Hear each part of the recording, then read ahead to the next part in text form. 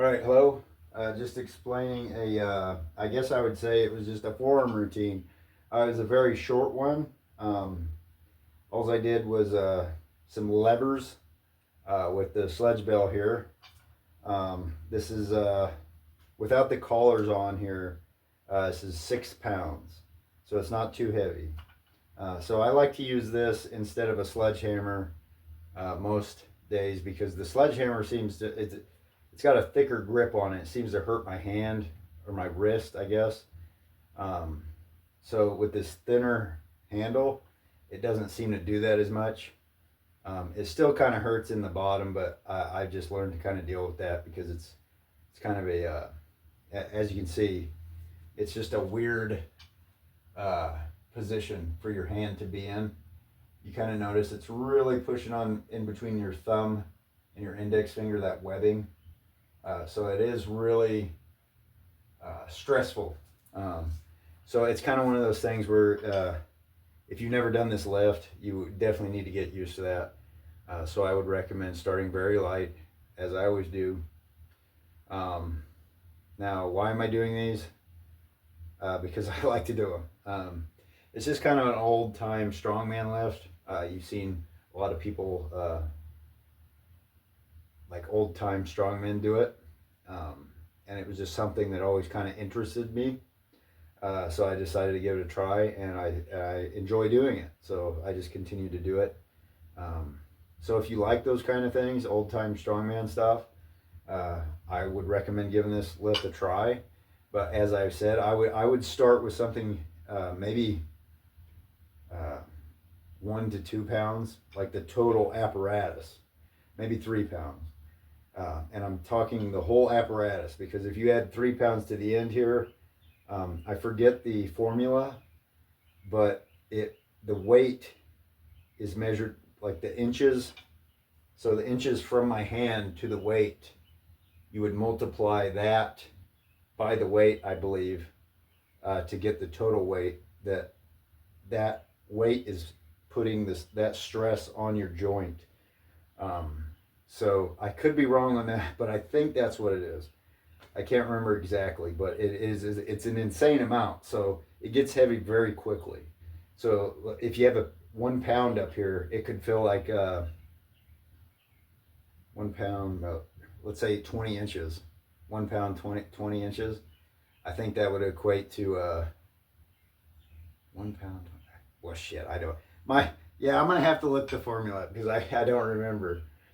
Would that be 20 pounds? 1 pound, 20 inches. I think it would just be 20 pounds.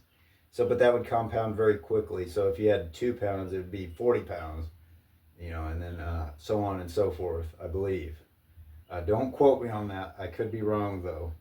I think that's what it is. And I think this here is about 36 inches long. And then my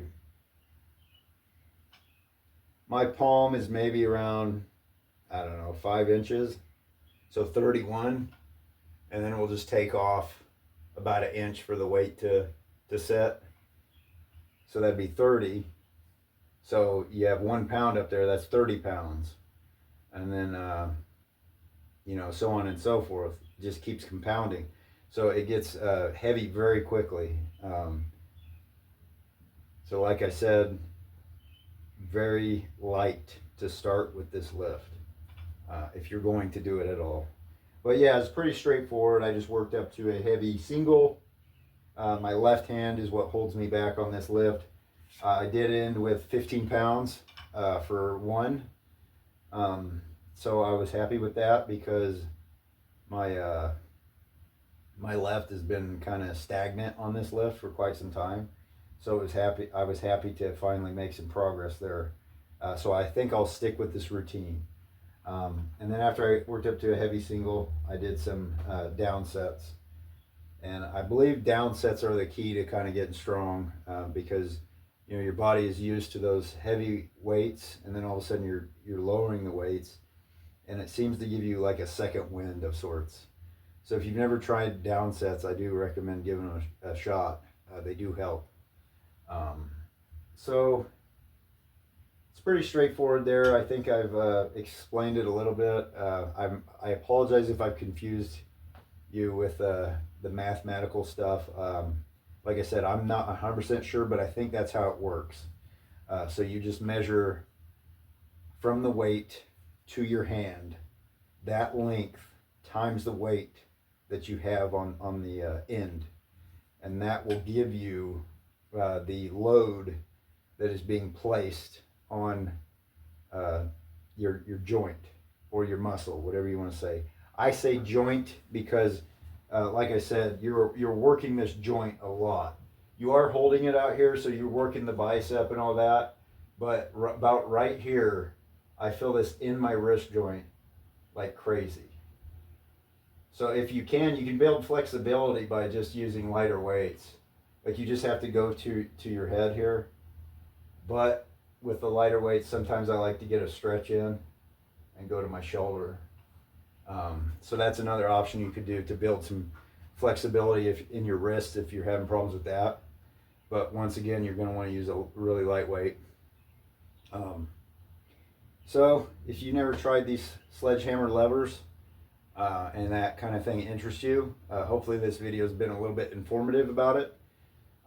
If it hasn't, I apologize. If you have any questions, leave them down below. I could probably point you in the direction of someone that is better at this. I would just have to look, but there are a lot of people out there that do these lifts and they're much better than me. So if you can, search around for those and just find all the information that you can. And hopefully this video has helped you kind of inspire yourself to do that, if this stuff interests you. But on that note, thanks for tuning in, and we'll see you soon.